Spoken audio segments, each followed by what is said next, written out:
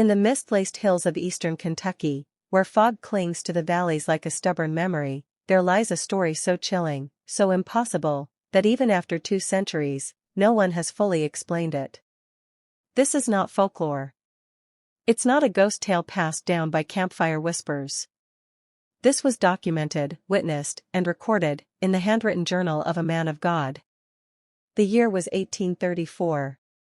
Reverend Ezekiel Morrison, a traveling preacher, arrived in a remote Baptist village known as Pine Hollow, accompanied by his twin daughters, Rebecca and Rachel, both 9 years old. The village was so isolated, it barely appeared on maps. The people who lived there were few, no more than 200 souls, bound tightly by faith, blood, and a fear of the unknown. At first, the Reverend's arrival was welcomed.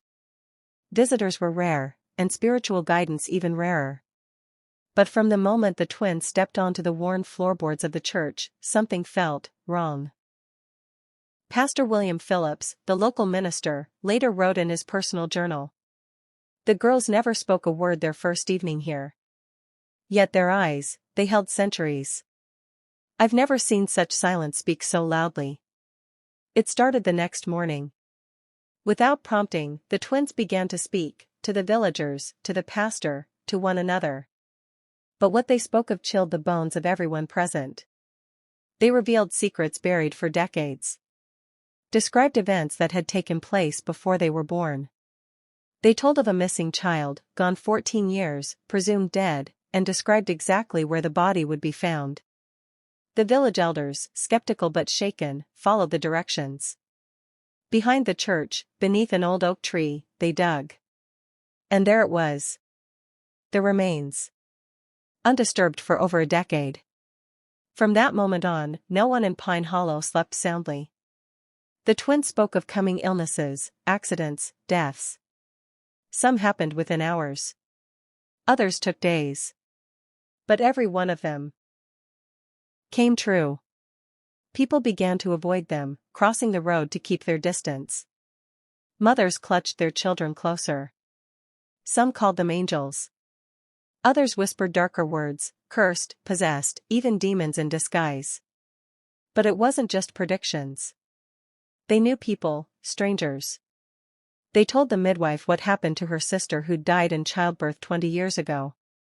They described the secret sin of a farmer who'd once beaten a man to death and buried him behind the barn. These were not guesses. These were details no one else could possibly know. And still, the most terrifying part? Everything they said was true. Modern psychologists who later studied Pastor Phillips' journal say the level of detail is unexplainable by rational standards.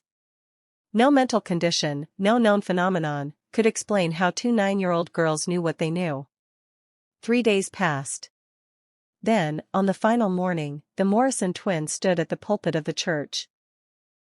For the first time, both girls spoke together, loud and clear. This is not the last time. It will happen again. And no one will be able to stop it." Then they left with their father. No goodbyes. No trace. They were never seen again. The village tried to forget. But they couldn't. Pine Hollow changed after that. People moved away. The church fell into disrepair.